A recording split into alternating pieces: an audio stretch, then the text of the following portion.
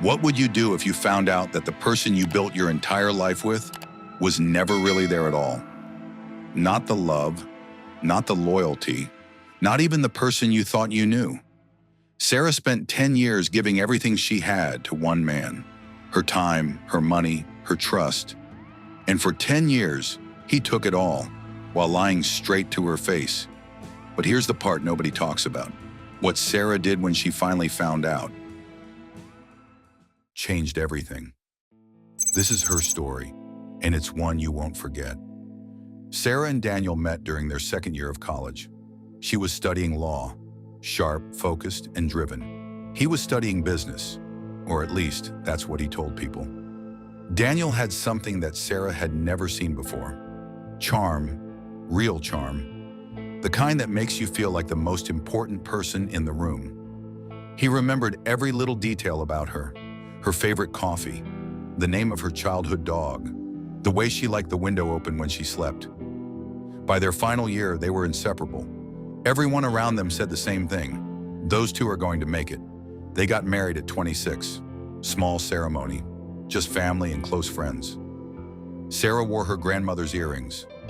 Daniel cried at the altar, or at least, he made it look like he did.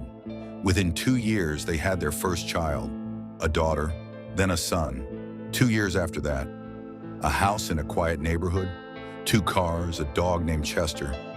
From the outside, it was perfect. From the inside, only Sarah knew the truth. The first sign came 3 years into their marriage. Daniel started coming home late, not every night, just enough to notice. He always had a reason: work meetings, client dinners, a friend in need. Sarah asked questions. He had answers. Always calm, always convincing. So she let it go. The second sign came a year later. Money started disappearing. Small amounts at first, $100 here, $200 there. She assumed it was bills she'd forgotten about. But Sarah was a lawyer. She noticed patterns, and the pattern didn't make sense. Still, she trusted him, because that's what you do when you love someone. You choose to believe them over your own instincts. That was the most expensive mistake of her life. By year 8, Sarah was working 60-hour weeks. She was paying the mortgage, the car payments, the kids' school fees. Daniel was between opportunities, always almost there, always just one deal away.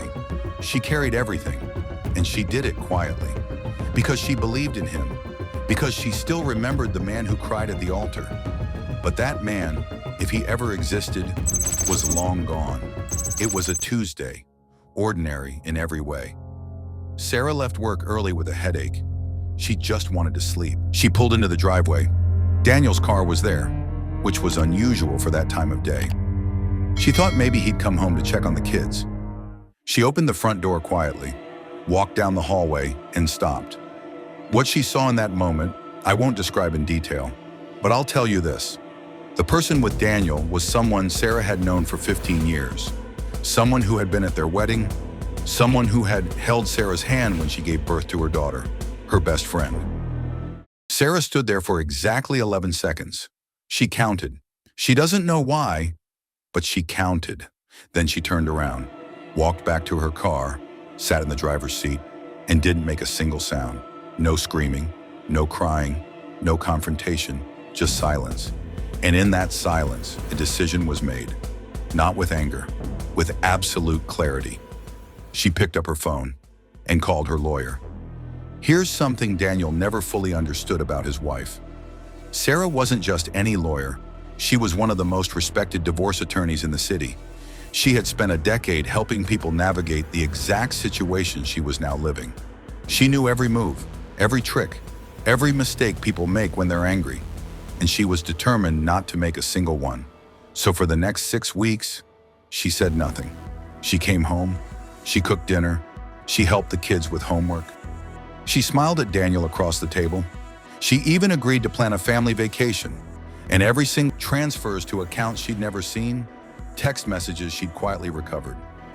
What she found was worse than the betrayal itself. Daniel hadn't just been unfaithful.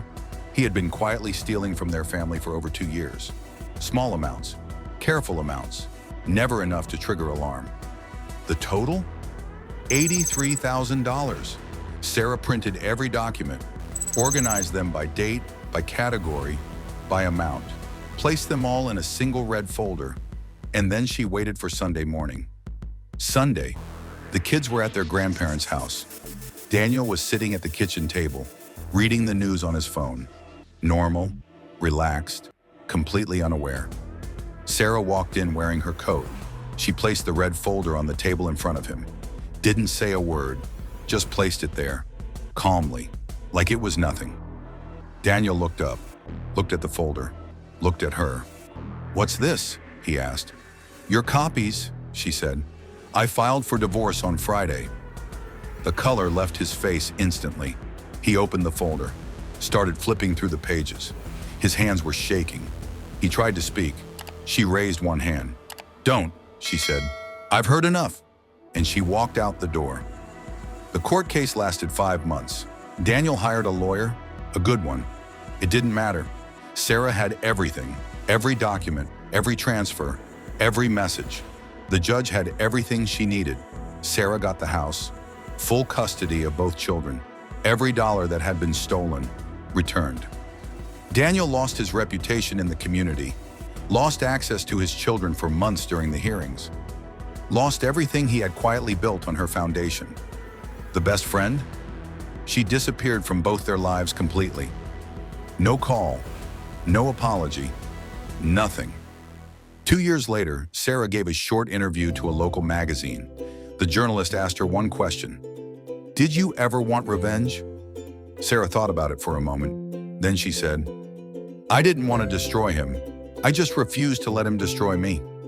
Today, Sarah runs her own law firm. She works specifically with people who are going through what she went through. People who feel lost, who feel like they gave everything and got nothing back.